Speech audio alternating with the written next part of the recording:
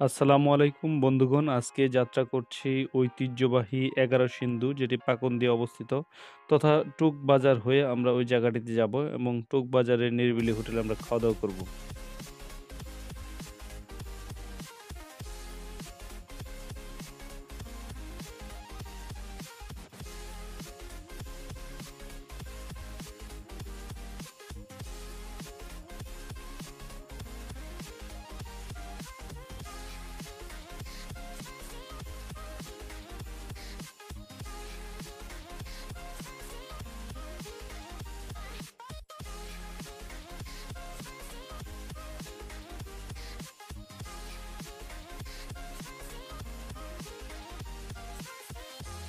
ইতিমধ্যে আমরা কিশোরগঞ্জের পাকুন্দিয়া যাওয়ার উদ্দেশ্যে ঐতিহ্যবাহী বর্মি বাজারে চলে আসলাম। বর্মি বাজার গুদারা ঘাটে এখন আছি।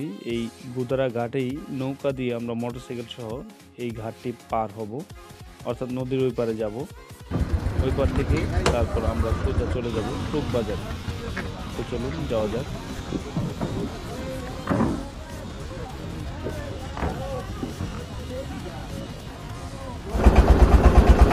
আর এই যে কার দিল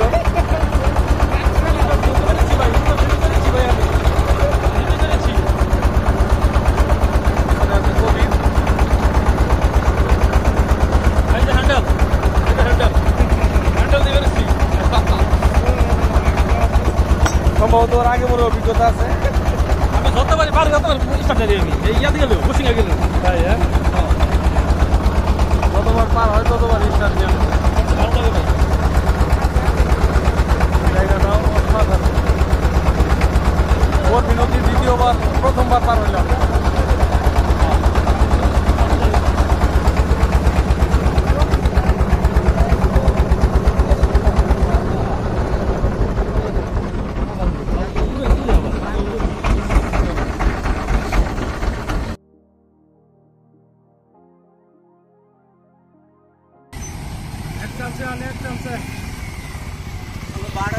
চলে আসলাম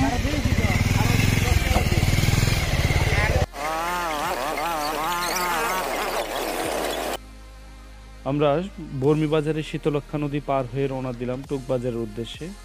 আমরা প্রথমে টুক বাজার হয়ে ঐতিহ্যবাহী ওই মসজিদটিতে যাব। মসজিদটিতে নামাজ পড়ে আমরা তারপর টুক বাজারে চলে আসবো। এই মুহূর্তে আছি হচ্ছে টুকের 11 সিন্ধুর একটা জামে মসজিদে। সেটা ঐতিহাসিক প্রেক্ষাপট আছে এই জামে মসজিদটির। এটা প্রায় আনুমানিক 300 থেকে 400 বছর পূর্বের এই মসজিদ। সেটাকে রিবিল্ড করা হয়েছে, বর্তমান পুনঃসংস্করণ করা হয়েছে। এটা একটা ঐতিহ্যবাহী প্রেক্ষাপট রয়েছে এই মসজিদটির।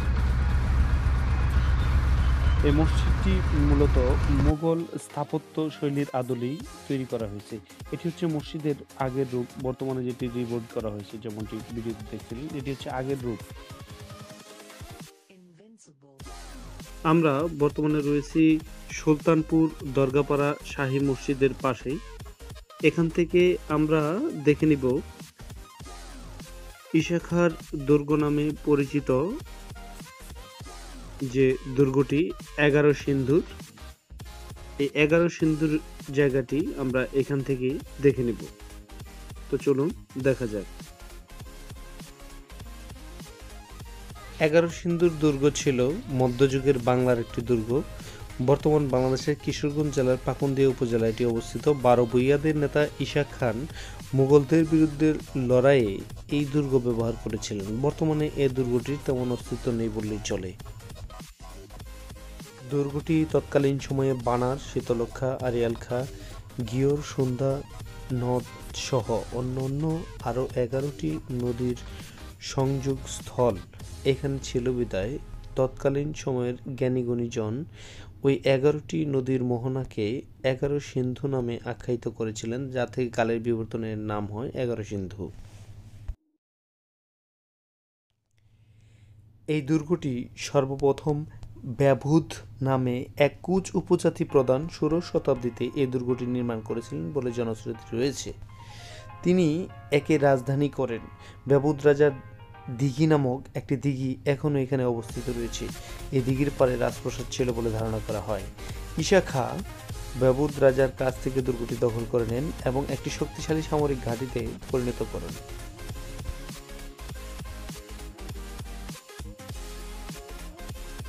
আপনারা বর্তমানে যে নদীটি দেখছেন ঠিক নদীর ওই পারেই হচ্ছে 11 সিন্ধুর দুর্গ। কালের বিবর্তনে এই দুর্গটি বর্তমানে বিলীন হয়ে গিয়েছে। পরবর্তী সময়ে সুবাদার ইসলাম খান এই দুর্গটি দখল করে নেন এবং তিনি দুর্গটি ধ্বংস করে দিয়েছিলেন। পরবর্তীতে 1897 সালে সংঘটিত ভূমিকম্পে দুর্গটির বাকি অংশগুলো একেবারেই ধ্বংস হয়ে যায়।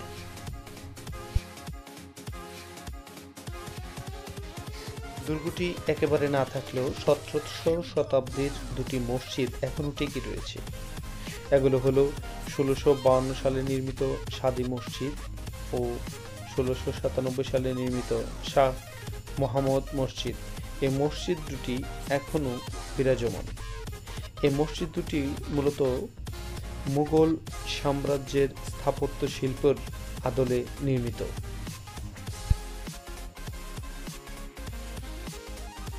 আমরা এই জায়গাটিতে দাঁড়িয়ে কিছুক্ষণ ইতিহাস সম্পর্কে জেনে নিলাম। পরবর্তীতে আমরা এই অঞ্চলের বর্তমান যে কৃষি নির্ভর অর্থনীতি রয়েছে সে সম্পর্কেও একটু দেখে নিলাম। এইখানে মূলত নদীর তীরবর্তী অঞ্চল হওয়ায় প্রচুর পলি মাটি এখানে রয়েছে, যে মাটিগুলো অত্যন্ত উর্বর। এই উর্বর মাটিতে মূলত বর্ষা পরবর্তী সময়ে বিভিন্ন সবজি ফলমূলের চাষ হয়ে থাকে। আমরা তারই ধারাবাহিকতায় আমরা এখানে একজন কৃষকের তার কৃষি কর্মকাণ্ড দেখে নিচ্ছি। দূর ওই মাঠে একজন কৃষক তার কৃষি কাজ নিয়ে ব্যস্ত। আমরা সে বিষয়টি খুব ভালো করে লক্ষ্য করলাম। এখানকার অর্থনীতি মূলত কৃষি নির্ভর। কৃষি হচ্ছে অর্থনীতির একমাত্র চালিকা শক্তি এই অঞ্চলটির।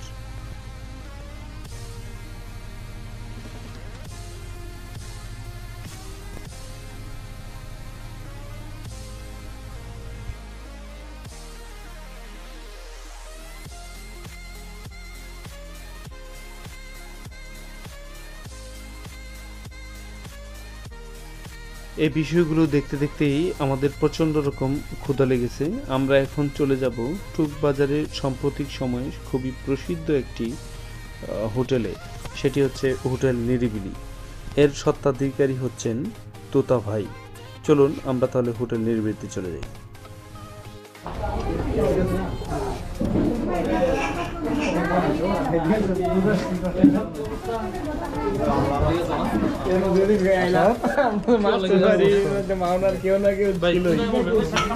হাত দিয়ে আসছে।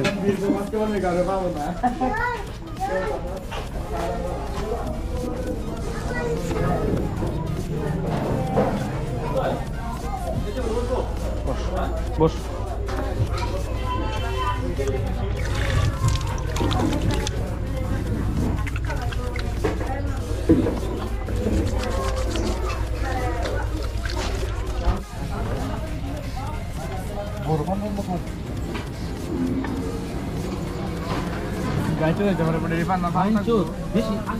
বানানোর ফর্মুলাটা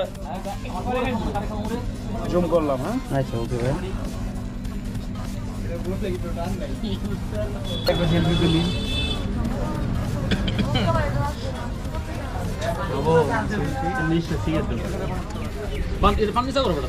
এই জায়গায় আসবো আর পান খাবো না, এটা কি হয়? খাবার শেষ করে সামনে তুতা ভাইয়ের হোটেলের সামনে আসলাম, এখন পান খাবো। পান পর্ব চলবে এখন। খাবার দাবার শেষ করলাম মাত্র, পান খাবো।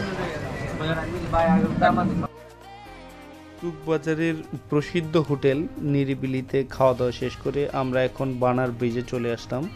এই বৃষ্টি থেকে এই দুই পাশের সৌন্দর্য উপভোগ করব।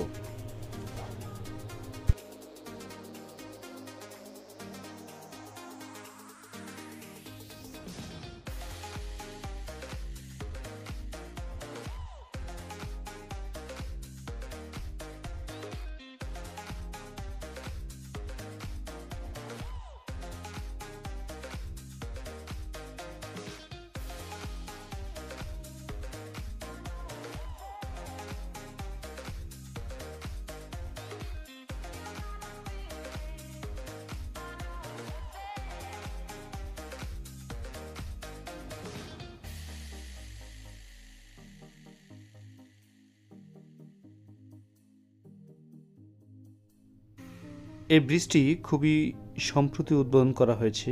ব্রিজটি খুব সুন্দর। এই ব্রিজটির দুই পাশের মনোরম দৃশ্য যে কারো মন কাড়বে।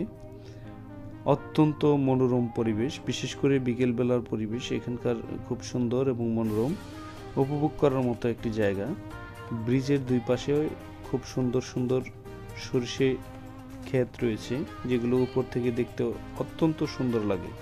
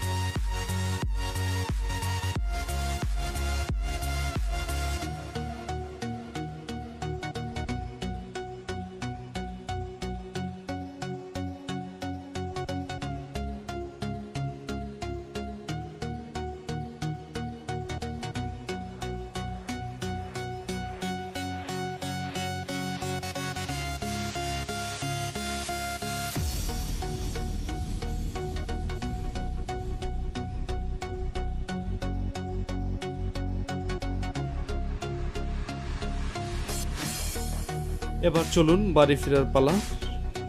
এখন আমরা শ্রীপুরের পথে চলছি, আমরা এখন বাড়ি চলে যাব।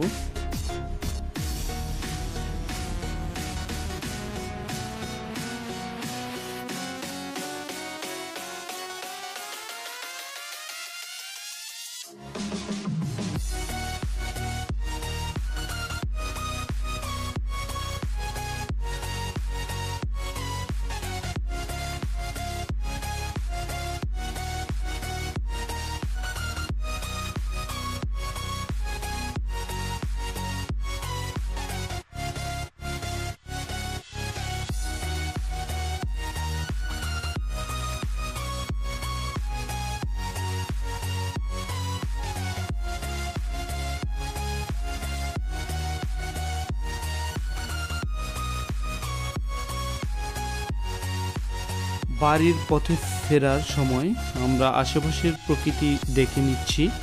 এখন আমরা আছি হচ্ছে বড়মা ব্রিজের উপর। চলুন আপনাদের এখানে চা খেতে খেতে বড়মা ব্রিজ এবং তার আশেপাশের সুন্দর প্রকৃতি আপনাদেরকে দেখিয়ে নিই।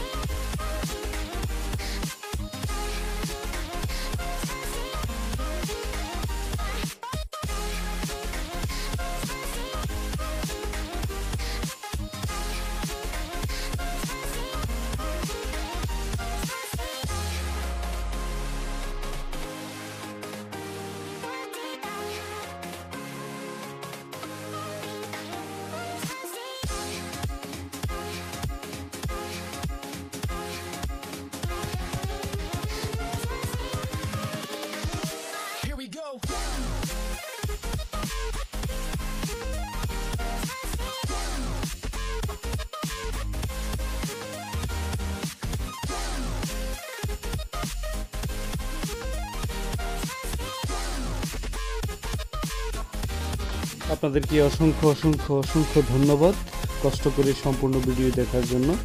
পরবর্তী কোনো এক সময় কোনো এক নতুন জায়গার ভিডিও এবং আশেপাশের প্রকৃতি নিয়ে আবার হাজির হবো আপনাদের সামনে। সে পর্যন্ত ভালো থাকুন। ধন্যবাদ সবাইকে।